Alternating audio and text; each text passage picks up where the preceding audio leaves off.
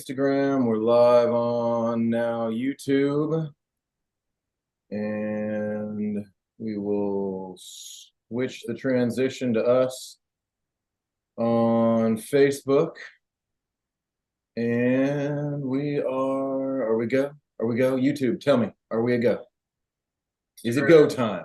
Live on. It is go time because there are two of me. Yes, that makes sense. So, hey, this is Shaun with the Atlanta Tennis Podcast and powered by GoTennis. Check out our calendar of Metro Atlanta tennis events at letsgotennis.com, where you can also find deals on equipment, apparel. Members get 10% off our shop. So get yourself an Atlanta Tennis Monsters shirt or even the Medvedev Lacoste shoes at 25% off for our paid members. This morning is our 10 minutes of tennis with world-renowned tennis coach Justin Yeo, Australian in Puerto Rico. And today we ask the question, which I think is a lot of fun and always debatable. I had the conversation with my wife last night. I said, honey, she's a fitness trainer. She's a Pilates expert. She understands breathing, and grunting is breathing. But Justin Yeo, I will start with you. I'm going to jump right in. Do tennis players really need to grunt? Yes. Oh, all right. Thanks for coming. We'll see you next week. That was our 10 seconds of tennis. Yes. Tell me more. What do you mean? Yes, we have to? Okay, right. We can go back to the 50s, 60s, 70s, where the ladies and gentlemen, it was a quiet sport. It was less spectators were involved. What we don't realize is back then, we didn't have the big cameras and the big microphones and the amount of interaction that you would see on TV, but there was just as much installed in a stadium in Wimbledon back in the 60s and 50s as there is now. You know, they were probably a little more dressed and they were probably a little more quieter because it was, very white and, but I'll use that as an example because the reason why the grunting became such a big thing is that everybody was just like, okay, when is it we're going to bring the decibels down? And why are we doing this? Like, why is the sport going this way? Because back then it wasn't as loud and now it's really loud. And it's like, okay, back then it was loud. They exhaled very heavily when they hit the ball. Newcomb's, Lever, all those guys. I mean, it can go all the way back. The girls, maybe not. I don't remember Everett being that loud, but she definitely breathed. She exhaled a lot. Lindsay Davenport exhaled a lot. They have to exhale when they hit the ball. It's like when you're hitting those last 2-3 sets of the bench press, and you're like, oh, I got it. All you're doing is trying to exhale and put everything left into the ball, and you want to do it every single time. So exhaling is basically what a player needs to do.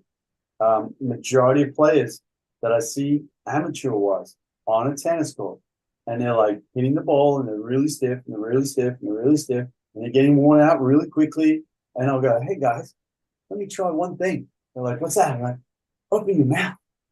Just open your mouth when you hit the ball. And they're like, okay, let me try that. And they're like, okay. And they're still not breathing. Because you have to be able to exhale. If you don't bring that carbon dioxide out, you can't allow fresh oxygen in, which is what your body is relying on. It's what your brain is relying on. And then if you want to stay loose and relaxed and calm and hit so smooth, you have to breathe. So if you don't exhale, it won't happen. And the theory behind the grunt is that when you make a noise, you open up the diaphragm and you open up that opportunity for it to come out. Because otherwise, like I just showed you, you open your mouth and you're not breathing, right? So whereas when I go like this and go, I've just pushed it all out. So the grunt is basically designed around that. Now, Sharapova redesigned it all. She did the whole grunt on the way in and on the way out. Never understand it. Don't know the full science about it. I'm sure, rest in peace, Mr. Bollettieri will tell me why she used to do it. But that noise was just, yes, I must agree, that would be the one that's probably the most annoying. Well, you mentioned Bollettieri, And he's quoted, I found one article and I did not do an exhaustive search. I just found an article with some reasons. I put it in the links as well. And there were two reasons Bollettieri is quoted in this article. And one's talking about the psychological and the physiological release of tension. Well, that sounds a little obvious for an athlete, right? It's the last rep. It's right. It's that. But the other one he mentions is it's synchronizing the breathing with the timing of the ball.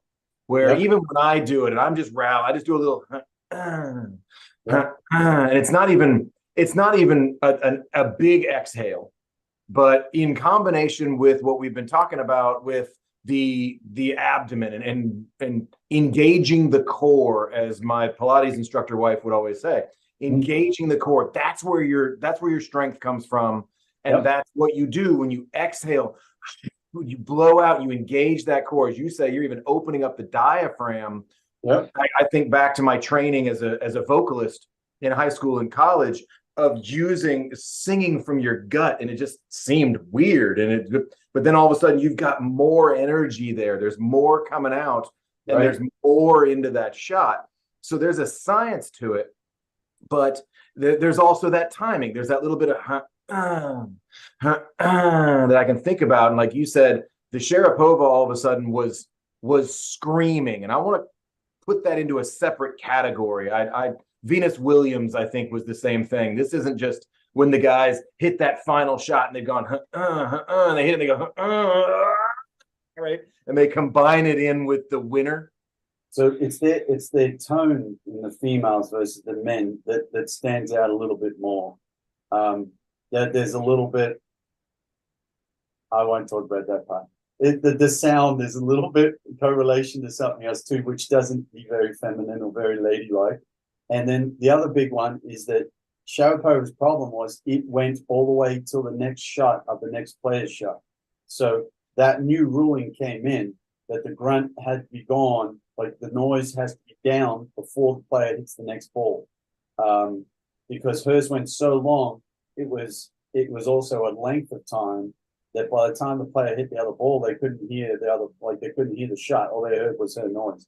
So do you think that was intentional on her part? Is that so I know the science part of that part. So in a high performance thing, and if we've got high performance coaches out there and we've got high performance juniors out there, even I guess adults that want to up their game, there is a really, really important thing about the grunting, and that is when you exhale and you grunt and you push the diaphragm up and you tighten your core up, like you just said, you're actually allowing more stability over the ball, and you're allowing that stability to balance and recover from the ball. Because if you didn't grunt, your actual body, when you're twisting, will throw the balance off. Whereas when you and you can come back because you've held your core tighter because of the grunt. So it's hitting the gas. It's hitting the gas into the turn, right? Correct. Exactly right. There is definitely a lot of science around the breath being held long enough too, because if you you're like there and then you're like brakes, now I've got to come back. Whereas if you're like, okay, I can keep going because your core is being held and you're pushing. So there's definitely a science, the physiology.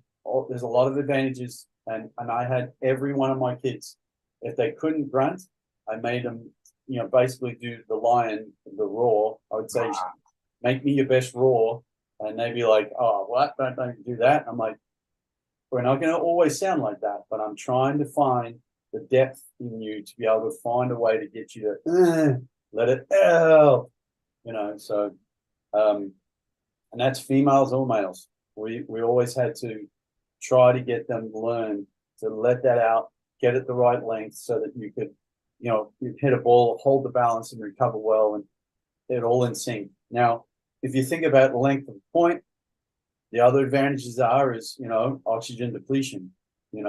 You're wondering why you come into the net, you've got the opportunity, and you go and you miss it. And you only miss it because possibly there's just nothing left in the tank, oxygen-wise, because you weren't breathing enough, And if you're coming up on the ball and you're getting a short ball and you've got the opportunity and you wonder why you miss it as well, because you're not breathing and relaxed through the finishing shot. So breathing is exhale and grunt is, sorry, we cannot ignore it. It is, if it's 100% thing in the sport, like our early contact point, it's probably grunting. They're all just at different breaths. I mean, Federer grunted, he just wasn't that loud. He wasn't as loud, and Nadal is, you can tell the level of intensity and what's left, where he's at in his point by how loud he's getting. He's louder throughout the point. Yeah, and if it gets louder, I'd be on the baseline going, I gotta hang in here for like 3 more shots here, because it's just gonna have nothing after that. There's not much more after that. But so there's a big difference there with the grunt and with the screen. Yeah. Okay, they actually had to shut it down and say, all right, mostly the ladies, right? Shut it down. This is gamesmanship. Yeah. Because in a connection with another conversation we had with Dave Matthews, was talking about the sound of the ball. I can tell when Novak hits the ball or when Justin Yeo hits that ball full speed. I'm like, come on, give me everything you got, Justin. There's a pop. It's like a gunshot. It's a pow that really happens. That I can, oh my God, he really hit that ball. But if you're screaming over it, you can cover that up. So there's a bit of strategy, there's a bit of gamesmanship, but then there's also just a bit of being an obnoxious, loud tennis player. That part I don't think a lot of people appreciate. Yep. Justin, thank you so much. That was your 10 minutes of tennis. We'll see you next week. Cheers.